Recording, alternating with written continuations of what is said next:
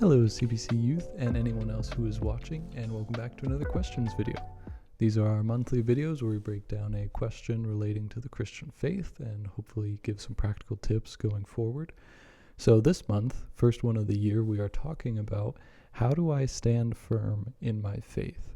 A very important question, as our faith is daily challenged, whether it be by culture, by friends, by family, whatever it may be.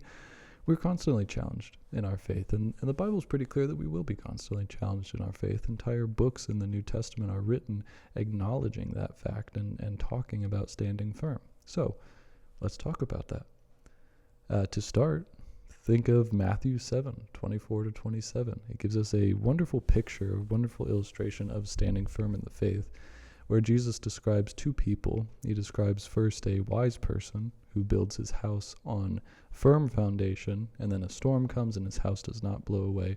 And then he describes a foolish person who builds his house on sand or bad foundation, and the storm comes and the foundation swoops away below the house and the house itself swoops away. This is kind of a classic when thinking about standing firm. We want our house to be like the one built on the rock, right? We want to not fall away when the storm of life hits.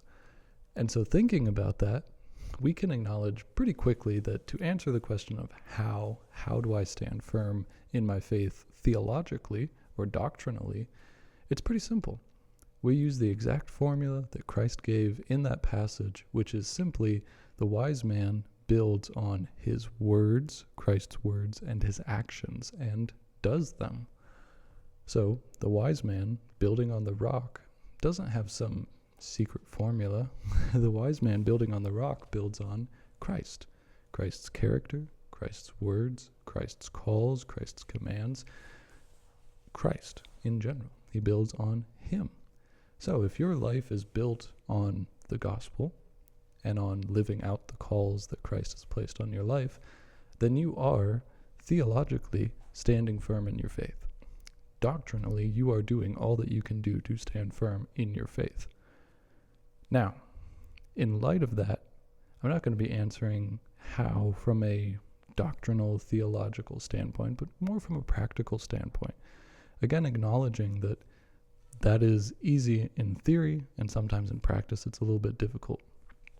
So here's some tips for practically what to do to stand firm in your faith on a day-to-day basis, right? I know your faith is already on the firm foundation. What do you do to keep it there, to strengthen it from there, all those things? So to consider that, let's go to the book of Ephesians. The book of Ephesians really is about the Christian life in general. First couple chapters are about what a Christian is, where we come from, what we believe, all these things. And then the back half of the book is about what a Christian looks like, how we actually apply the truths of the Christian life, including standing firm in our faith, interacting with culture with hostility.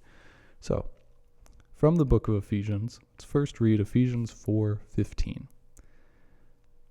The Apostle Paul writes, "Rather, speaking the truth in love, we are to grow up in every way into him who is the head, into Christ." And from this, we get our first point of what it looks like to stand firm in our faith, which is to understand the truth. If you feel like your faith is being tested day in and day out, you need to ask yourself if you understand the truth. Right? As we understand this passage, to be able to speak the truth in love, we first have to be able to speak the truth in general. We need to understand the truth in general.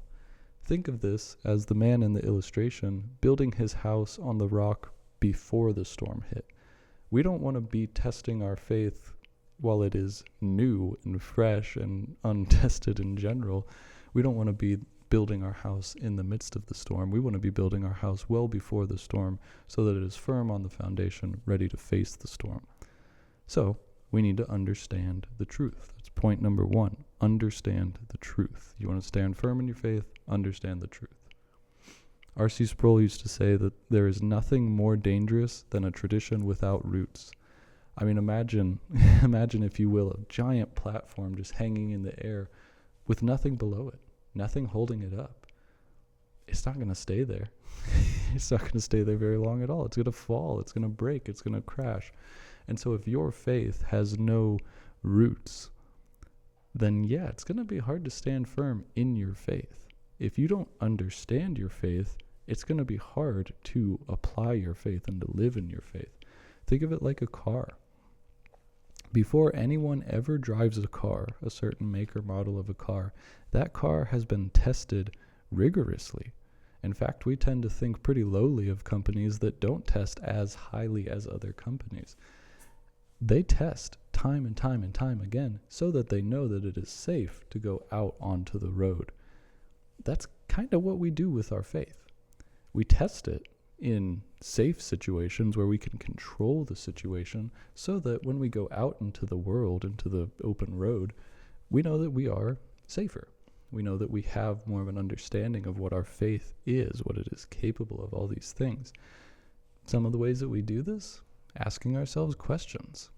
I mean, genuinely thinking through things in our faith, not just tamping it down, saying, I'll save that for Sunday. Asking ourselves questions, asking older Christians questions, more mature Christians questions, asking them about things that maybe they struggle with or things that confuse them and how they got through that. Reading books, watching sermons, things like that. Really testing and enhancing our knowledge of our faith. And really, again, processing through questions. I can't emphasize that enough. When I did a video last year on deconstructionism, I watched hours and hours of testimonials from people who had deconstructed from the Christian faith. And it tended to come from, there was a pattern of it coming from one question that really ate away at them. That question was all over the place for different people, right? For some people it was election versus free will. For some people it was creationism. For some people it was social justice rights. All over the place, right? But it always came back to one question that they either pursued and didn't find satisfactory answers to, or that they didn't really pursue an answer to at all, that just ate away at them for years and years and years. And then when their faith was tested by other people, just kind of broke, because they hadn't really built the firm foundation of their faith. And watching that happen, it really makes you realize that, man, we need to be asking ourselves questions, and not just ourselves, but actually seeking answers to our questions. So understand your faith, test your faith. Before you go out into the world and debate people on the issues of evolution versus creation, understand creationism. Make sure that you understand what you believe before you test it in the fires, especially of debate with people, of debate with friends, with family who might be antagonistic towards that belief. Before you engage with someone on the topic of LGBTQ rights, make sure you understand what you actually believe about that, why you believe that, why you defend it, how you defend it biblically. Before you debate someone on the existence of absolute truth, understand why you believe that there is absolute truth, and point back to where it comes from, what it is, all these things.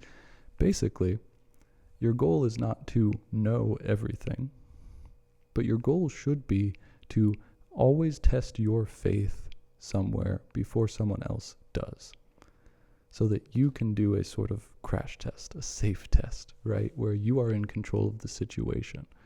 And so you want to be able to go out and have someone say, have you thought about this? And you can say, yes, at least a little bit, right? Have you processed through this? Yes, at least a little bit. That's going to help you stand firm in your faith, because you're going to be blindsided far less frequently. You're still going to get blindsided, but far less frequently if you are taking the time to understand what you believe, why you believe it, how you defend it. Stand firm in that. The next way we stand firm, again returning to the book of Ephesians, is that we put away falsehood. We put away falsehood from our lives. This is Ephesians 4:25. It says, therefore, having put away falsehood, let each one of you speak the truth with his neighbor, for we are members of one another. So, that phrase again, showing up of speak the truth. But this time, before speak the truth comes put away falsehood. On top of understanding the truth to be able to speak the truth, we also need to put away falsehood from us to speak the truth. And what this basically means is asking ourselves what lies we believe, and then ridding ourselves of those lies.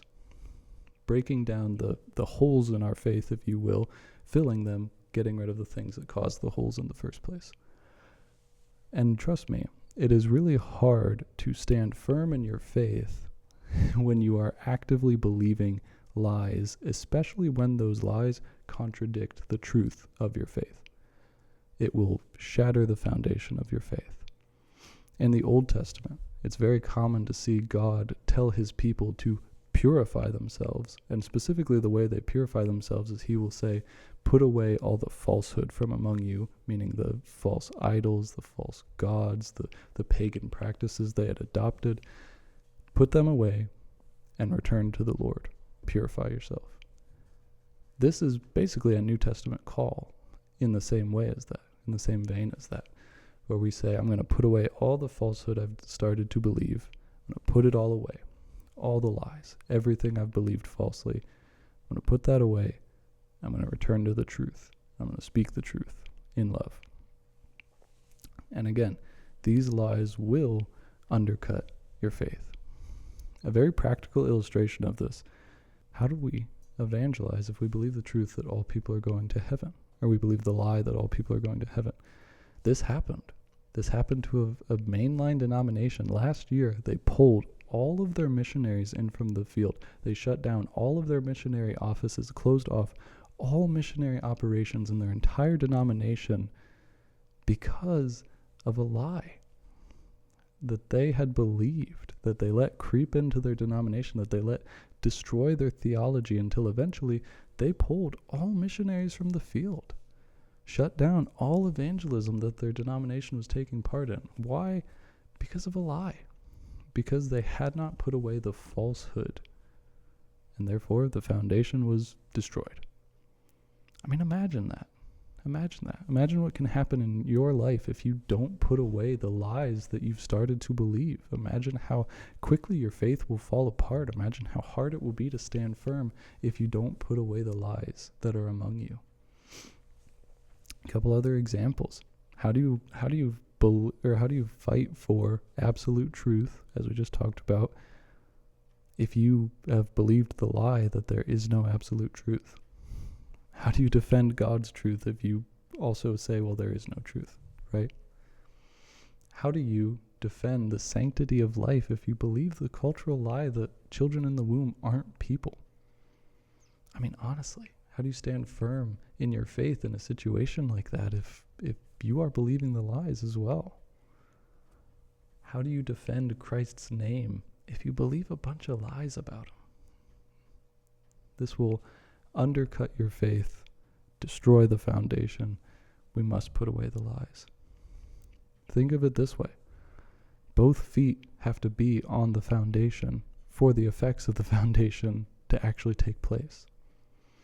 If you are standing on one firm rock and the other foot is in a mudslide, the other foot's going to get pulled in and your entire person is going to get pulled into the mudslide. The one foot on the firm rock doesn't actually save you in that case. Both feet must be on the rock. We must put away the falsehood that we have believed, whether that be culturally, whether that be familially, whether that be emotionally, telling yourself God can't forgive you. Whatever it is, you have to put away the lies that you've allowed yourself to believe and stand firm fully on the truth. And then you will stand firm in your faith. And the last thing from Ephesians, which is vitally important. We're going to return to Ephesians 4:15 because I didn't talk about this the first time we read it. It says, rather, speaking the truth in love. Speaking the truth in love. Now, it's important that we understand the truth before we speak the truth. It's important that we put away falsehood before we speak the truth. But ultimately, we are called to speak the truth in love. What this reminds us of is that when we stand firm in our faith, the way that we stand firm in our faith actually says things about our faith. The way that we decide to plant ourselves firmly on the foundation and the way we point that out to people around us actually says things about our faith. And it can say positive things, and it can say negative things. To speak the truth unlovingly is to profess Christian ideals without Christian character, which feels inherently contradictory, right? If I told you that I was a pacifist and that everyone ought to be pacifists and that I'm standing firm on the foundation of pacifism, and you disagreed with me and I punched you square in the face, would you believe that I was very serious about pacifism? No. That's what it's like for unbelievers when we as Christians say that we are firmly committed to the Christian faith, and then we do so in a unloving, even hateful or vindictive sort of way. We are showing them that what we say we're about is love, and what we're actually about is not love. Now, this does not mean that we alter the truth to be more digestible, because lying is not loving, right? If I was a doctor and you had just been diagnosed with cancer, and I came in with the test results and said, nope, you're all clear, just because I didn't want to hurt your feelings and tell you that you had cancer, that's not loving. That is lying, and that's actually very hateful towards a person because they need to know the truth, right? So we don't alter the truth for the sake of love, but we should never add offense to the gospel. The gospel that we are all sinners in need of a Savior, that Christ is that Savior, and that aside from Him we die and go to eternal hell, that is offensive enough to unbelievers. We don't need to add offense to it. We do not need to make it more offensive. We do not need to put extra offense onto it. We don't need to add extra rudeness to things. We don't need to overly offend people. The gospel is offensive. We should allow it to be offensive. We shouldn't change that. And we should also never be guilty of presenting it in a way that is extra offensive, that hurts people more than it needs to. Because then we are failing to communicate the truth in love. So as we stand firm in our faith, we need to, one, make sure we understand our faith, right? Make sure that our faith is tried and true and tested, and we are thinking through things, and we are testing our faith before people test our faith at all. Stand firm in your faith by knowing what is true. Stand firm in your faith by putting away falsehood. Ask yourself what lies you have started to believe. Get rid of them. It'll make it so much easier to stand firm on the foundation that you have laid. And then thirdly, communicate all these things in love. Never add more offense to the gospel. Never communicate Christian ideals without Christian character. Speak the truth in love at all times. And remember that Christ is the foundation. Again, there is not some secret to standing firm in the faith. The plain and simple answer is Christ. Spend time with Christ, pray to Christ, imitate Christ. That is how you stand firm. These are just some practical ways you can go about doing that. So I hope this blesses you. I hope this encourages you. I hope that we all can join hands in standing firm together in our faith for the glory of Christ. May He alone be glorified and magnified. See you next time.